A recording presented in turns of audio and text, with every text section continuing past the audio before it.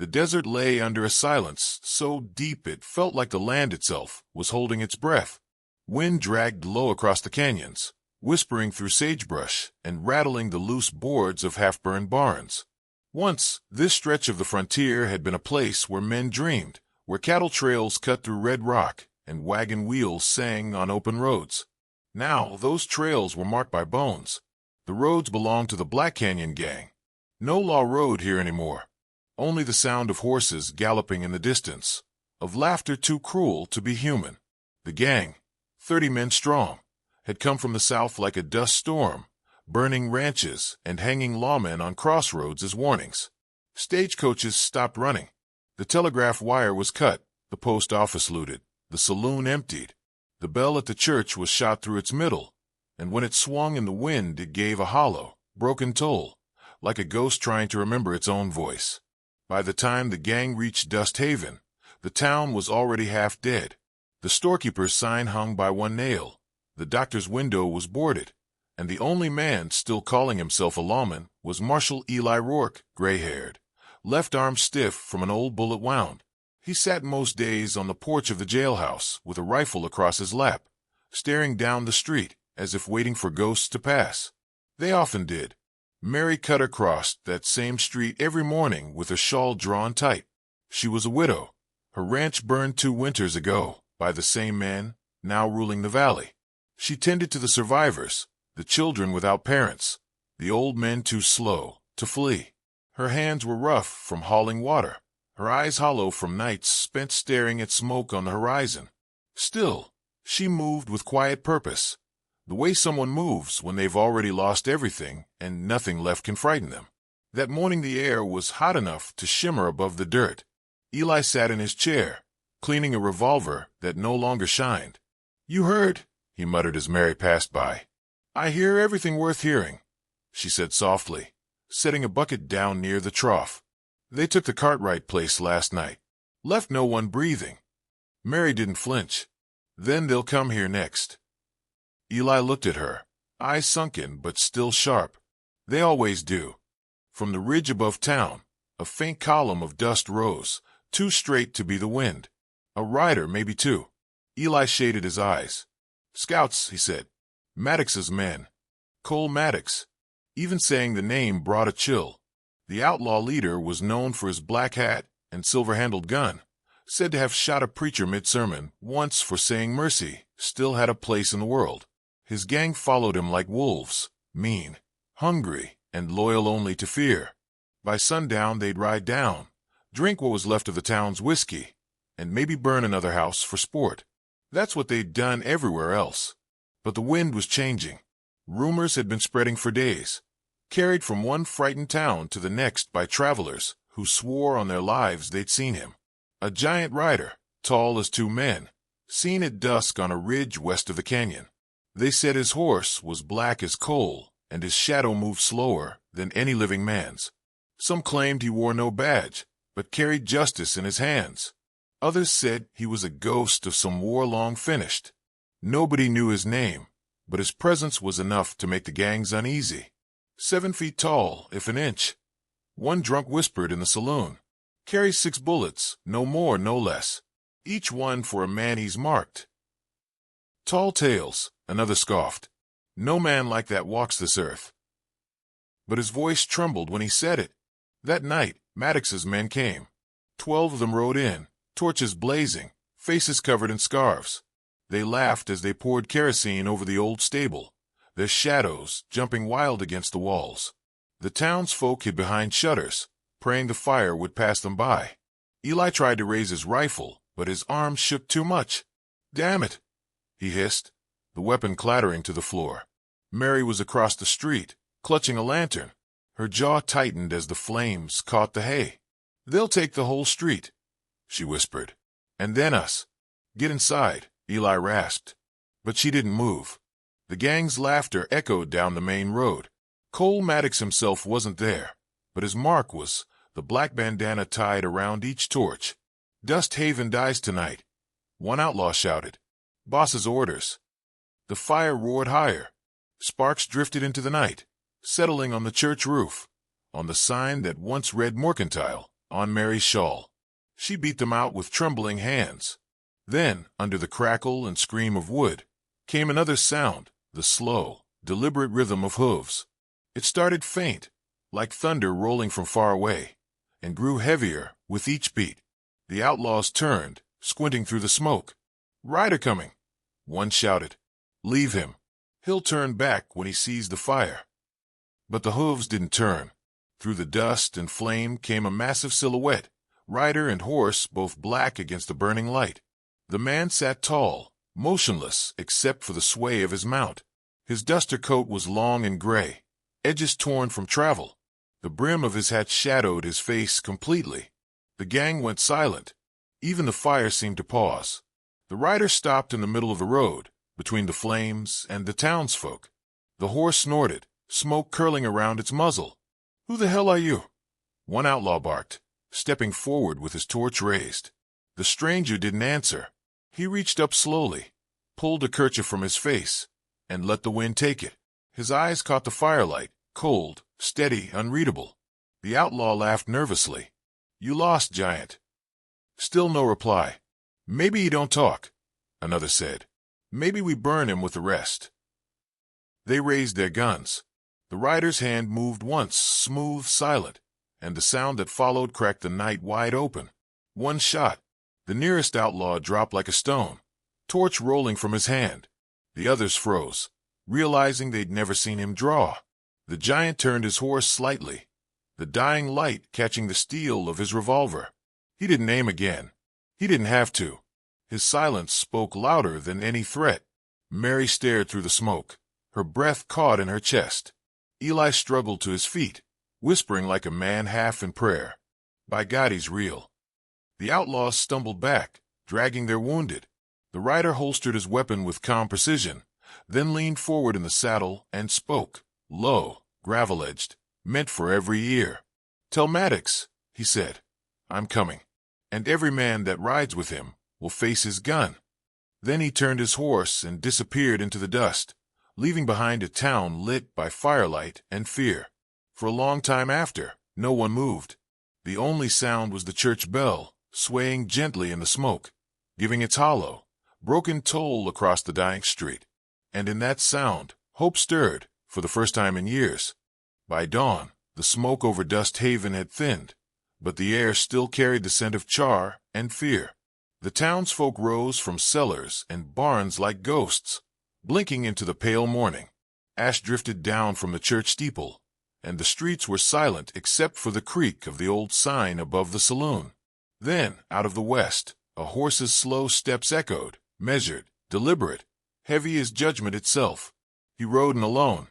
Dust clung to his coat, the color of storm clouds, and the metal of his revolver caught the morning light like a blade. His hat was pulled low, shadowing eyes that had seen too much of death to fear it anymore. Jonas Creed. Few knew the name, but every face in town turned to watch as he passed, and some whispered prayers they hadn't spoken in years. He stopped before the saloon, dismounted, and tied his horse to the post. For a long breath he just stood there, surveying the broken town, the bullet-pocked windows, the burned stable, the faces peering from behind curtains. Then he pushed open the door and stepped inside. The saloon was dim and hollow, the air thick with old whiskey and dust. A few men sat nursing their fear at the bar, and old Marshal Rourke leaned against a post, rifle across his lap. He looked up, squinting through the gloom. "You the one they say's been riding the ridges?" Jonas's voice carried low and calm, but it filled the room like a storm building far away. "I'm the one coming for Maddox." The bartender froze mid-wipe. A glass slipped from his hand and shattered on the floor. The name alone was enough to send a chill down the spine of every soul within earshot. Rourke set his rifle aside and studied him. "Maddox has 30 men, maybe more. You plan to take 'em all." Jonas's gaze didn't waver. "If they stand with him, they'll fall with him." The marshal's mouth tightened. "You don't strike me as a fool, son. Men who've tried that road ain't lived long enough to tell how it ends." Jonas pulled a single bullet from his belt, turning it between his fingers. The metal gleamed like moonlight. "I don't plan on telling," he said simply. When he stepped back outside, A crowd had gathered, men, women, even a few children clinging to their mother's skirts. They watched him the way you watch a storm cloud you can't outrun. Mary Cutter stood among them, a shawl drawn over her shoulders, her eyes following the stranger with something between fear and faith. "You think you can stop them?" someone whispered. "No man can stop Maddox," another replied. "Only the devil could." Mary's voice cut through, quiet but firm. "Then maybe that's who just rode in." Jonas didn't speak again that morning. He walked his horse to the blacksmith shed, found a half-empty box of cartridges, and sat by the forge. The lamplight glinted off the bullets as he sharpened them, one by one, with the patience of a man preparing for his last fight. The metallic scrape carried through the silence of Dust Haven like a hymn to vengeance. Night crept in slow and blue. The wind howled through the canyon, stirring the ashes that never seemed to settle. Inside the saloon, 3 men sat at a corner table, strangers, dressed in dusters too new for this dying town. Their eyes followed Jonas as he entered, calm and unhurried. "Evening, boys," the bartender muttered nervously. "Whiskey," the tallest of the 3 grinned, flashing a row of gold teeth. "Not here for a drink. Just looking for a fella. Big one. Rides a black horse. Calls himself Creed." Jonas set his hat on the bar and turned, voice low. "You found him." The room fell silent. The poker game stopped mid-hand. Even the piano player froze with his fingers above the keys. The tallest outlaw rose, hand resting on his gun belt. "Cole Maddox says you're to leave this valley before sundown tomorrow. You stay past that," he smirked. "We'll plant you with the rest." Jonas's face didn't change. "Tell your leader I ain't leaving till I've spoken with him face to face." The outlaw chuckled, stepping closer. "That's so. You must be tired of breathing, friend." Jonas looked down at his holster, then back up with eyes like cold iron. "You boys best decide quick who wants to die first." The second outlaw sneered. "You talk too much for a ghost." The first moved for his gun, but he never cleared the leather. Jonas's revolver flashed once, thunder cracked inside the room, and the man was dead before his knees hit the floor. The second outlaw jerked his weapon free, but Jonas was faster. One shot, 2, both precise as a heartbeat. The second man crashed backward through a table, whiskey splattering across his boots. The third stood frozen, shaking, his hand halfway to his belt. He met Jonas's eyes and faltered, terror crawling up his throat. You ain't human," he stammered. Jonas stepped forward, revolver still smoking. "I told you to tell Maddox I was coming. You best run while you still can." The man bolted through the swinging doors, stumbling into the night, screaming for his horse. His boots faded into the dark, echoing down the main road until they vanished. Inside the saloon, nobody moved. The only sound was the wind whistling through the bullet holes in the walls. Jonas lowered his weapon and sat at the bar. "Whiskey," he said softly. The bartender hesitated before sliding the bottle over. His hands trembled so badly the glass clinked against the counter. Jonas poured a measure, drank it slow, then stood and holstered his gun. He turned toward the door where the lamplight swayed, golden and uneasy. Rourke appeared in the doorway, rifle in hand, eyes full of questions he didn't dare ask. "You mean to take Maddox's head on?" Jonas nodded once. "He'll come soon enough. He always does." The marshal's voice dropped. "You ever wore a badge, Creed?" The name caught him, made him still for the first time that night. He didn't turn around. "Long time ago," he said. "Didn't fit right. Why come back now?" Jonas's hand brushed the scar that ran beneath his collar. "Dead," he said. "Ain't mine, but I aim to pay it." He stepped out into the cold night. The street was empty save for the drifting smoke of the lamps. Mary Cutter stood by the church steps, her shawl fluttering in the wind. She watched him the way one watches a man walking into the jaws of something terrible. "They'll come for you," she said. "You can't fight them all." Jonas met her gaze. "I don't need to fight them all. Just the right ones." There was something in his voice, something that made her believe he'd already seen how this ended. "Who were you before this?" she asked. He looked past her, toward the horizon where the desert swallowed the stars. "A lawman, until law forgot what it meant." He turned and walked away before she could speak again. The wind carried the faint jingle of his spurs, a sound that lingered long after he disappeared into shadow. In the saloon behind them, men whispered his name like a prayer and a curse all at once.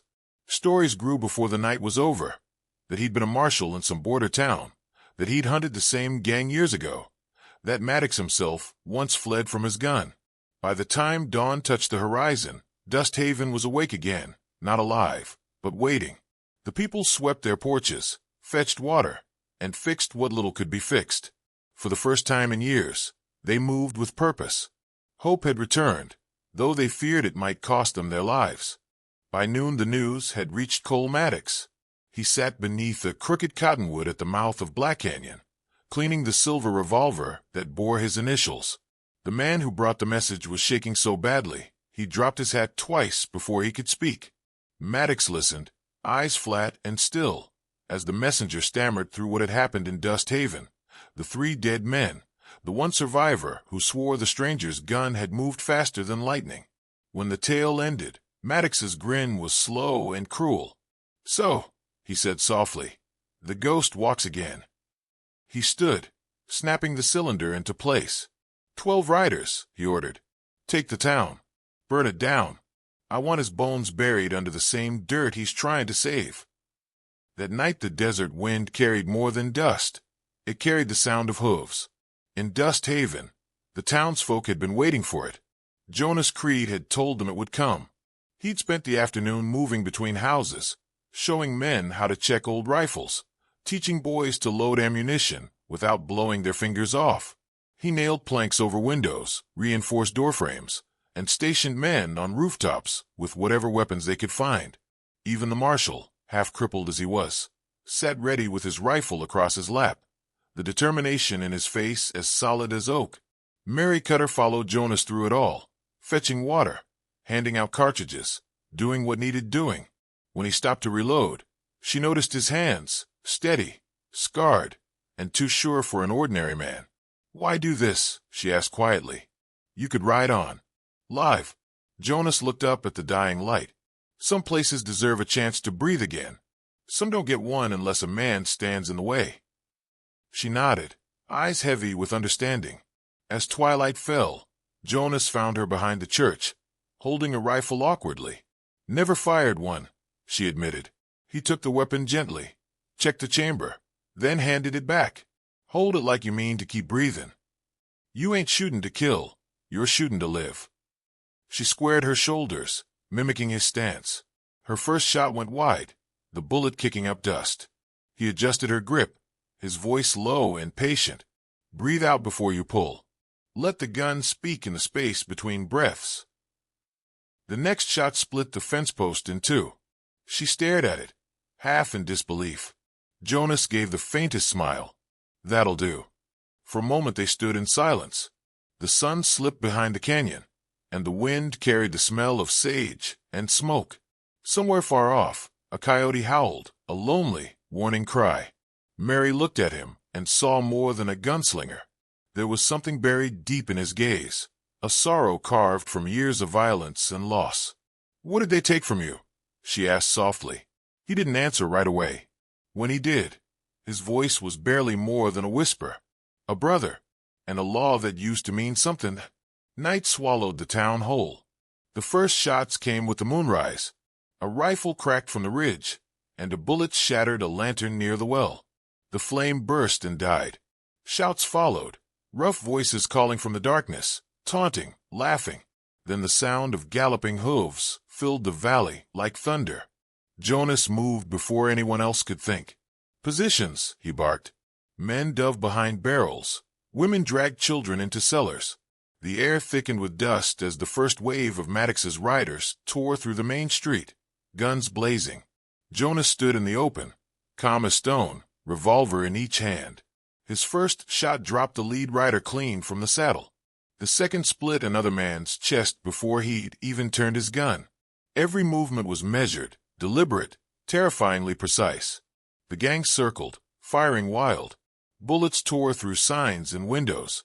Mary crouched behind the water trough, firing carefully like he'd shown her.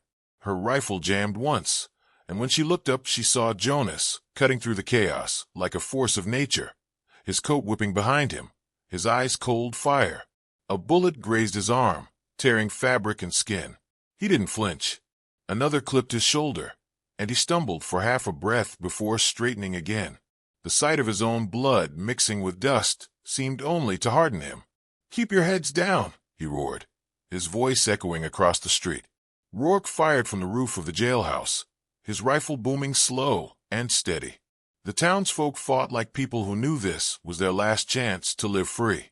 The battle raged for what felt like hours. Gunfire lit the night in flashes. Bursts of flame reflected in broken glass. Horses screamed. The church bell clanged once when a stray bullet struck it, the sound carrying mournful and long across the valley. By the time the gunfire began to fade, 6 of Maddox's men lay dead in the street. The rest pulled back toward the ridge, shouting curses and firing into the air as they fled. One tossed a torch into a feed shed on his way out, and flames leapt up like a second sunrise. Jonas staggered toward the blaze, pressing a hand to his wound. Mary ran to him, caught his arm, and helped him sit against the water trough. His face was pale beneath the soot. "You're hurt," she said, tearing a strip from her skirt to bind the wound. He shook his head. "Not bad enough." The fire roared higher, casting light over his chest, where his coat had fallen open. Something glinted beneath it, a small, weathered badge pinned inside his vest. Mary froze. The metal was tarnished but unmistakable. U.S. Marshal. She looked up at him, eyes wide. "You wore the badge." Jonas didn't answer. His gaze was fixed on the horizon, where the last of the riders disappeared into the dark.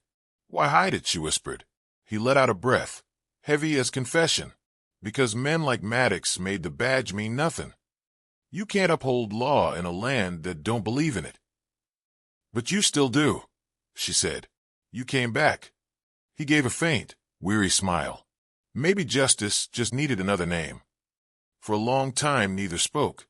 The flames died to embers, and the wind returned, scattering ashes across the street. The people of Dust Haven emerged slowly from their hiding places, faces streaked with soot and disbelief. The town still stood, battered, scarred, but breathing. Marshal Rourke limped down the street, leaning on his rifle. "They'll come again," he said hoarsely. "Maddox won't stop till he's buried you himself." Jonas pushed himself to his feet. "Then I'll go to him first." Mary stepped forward. "You can't. You'll die." He looked at her, and in that look she saw something unbreakable. "Dying ain't what I fear," he said quietly. "Leaving it unfinished is." The eastern sky was beginning to pale. Smoke hung low over the town, turning the sunrise into a haze of copper and gold. Jonas whistled for his horse, the great black animal emerging from the shadows, eyes glinting like molten glass. He swung into the saddle, every movement deliberate despite the pain in his arm. Mary stood watching, her hands still stained with his blood. "You'll need help." He shook his head. "You've done enough. Keep the town safe. If I don't come back, it's yours now." Rourke stepped closer. "Creed," he said, his voice breaking slightly. "You're the last lawman worth the name." Jonas turned his horse toward the horizon. "I ain't law," he said. "Just the ghost of what it used to be." Dawn came thin and gray, the kind of light that showed no mercy. Dust Haven stood silent behind him as Jonas Creed rode out across the open flats, the air sharp with cold. His arm ached where the bullet had grazed him, but pain was just another part of the saddle now. Ahead, the land lifted toward Red Mesa, a scar of blood-colored rock rising against the horizon. Somewhere up there, Cole Maddox was waiting. The wind carried the faint crackle of fire and the smell of gun oil. The gang had fortified the high ground, turning the mesa into a fortress of stone and shadow. Smoke coiled upward from their campfires, black against the pale sky. Maddox's men were restless, watching the canyon mouth, rifles glinting in the half-light. They expected fear. What came instead was thunder. No storm rolled through the desert, but thunder came all the same, the echo of hooves striking stone. Jonas rode into the canyon with his hat brim low, his coat torn and heavy with dust. Every sound seemed to fold around him, the rattle of loose pebbles, the rhythm of the horse, the steady click of the revolver's hammer as he checked the chamber. High above, one outlaw squinted through his rifle scope. "He's alone," he muttered. "Then he's already dead," another said. But when the first man fired, the bullet whined past Jonas and struck rock. Before he could chamber another round, a flash of silver answered from below. The outlaws had lifted clean off his head before he dropped without a sound. Jonas kept riding. The canyon walls funneled the wind, carrying dust and echoes like ghosts. One by one, the outlaws emerged from behind boulders, their gunfire sparking against stone.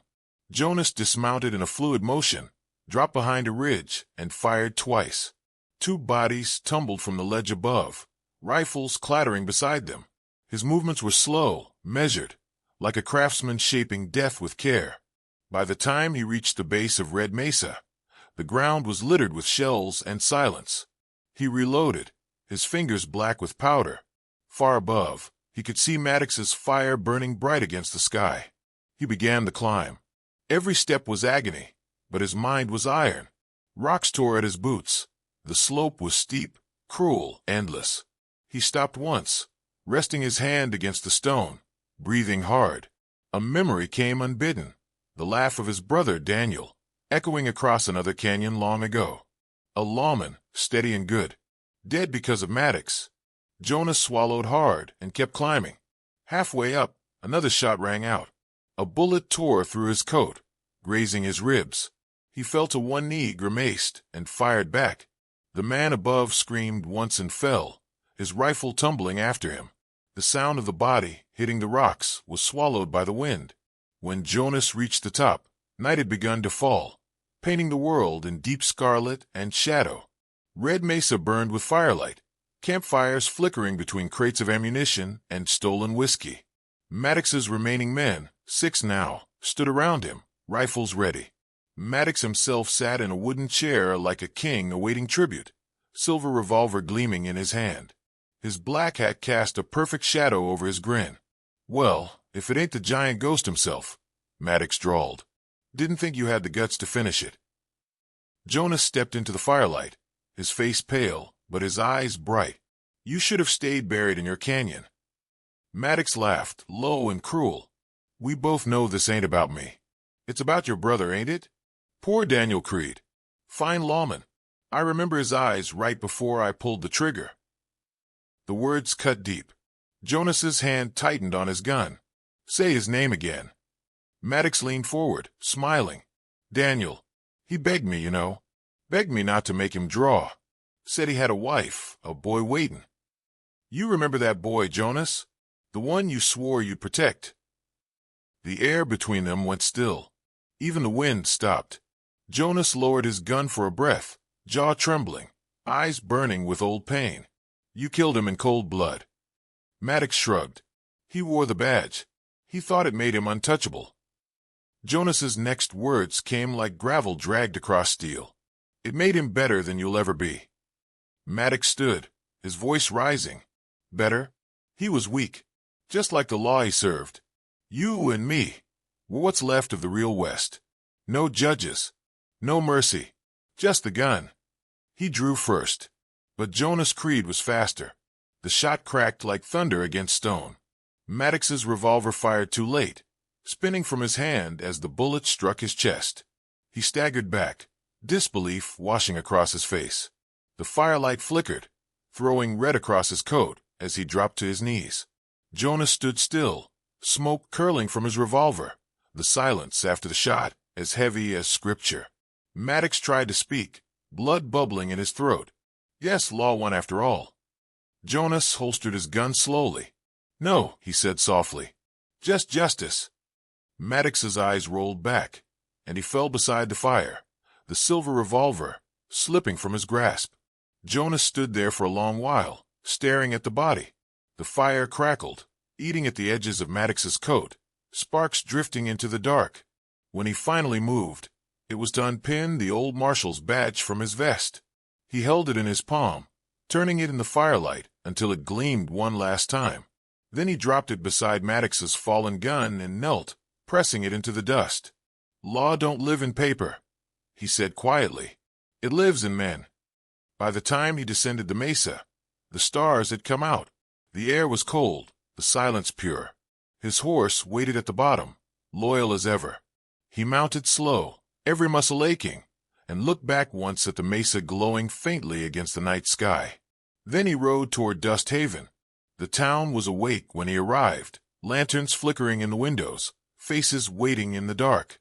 Mary Cutter stepped forward as he dismounted. Her eyes searched his face, finding both victory and sorrow there. "It's done," he said. She nodded, tears glinting in the light. "And you?" He smiled faintly, tiredly. "I'll ride on. Can't stay where ghosts still whisper." Behind her, the church bell began to ring, soft at first, then stronger, echoing across the valley. Children ran into the street, laughing through tears as the sound filled the empty night. Jonas looked toward the horizon, where dawn was beginning again, a thin line of gold cutting through the dark. He turned his horse, tipped his hat to Mary, and started west. The bell rang behind him, clear and bright, as the sun broke over the canyon. And from that day on, they said the frontier slept easier, for every man knew the giant gunslinger still rode beneath the sun.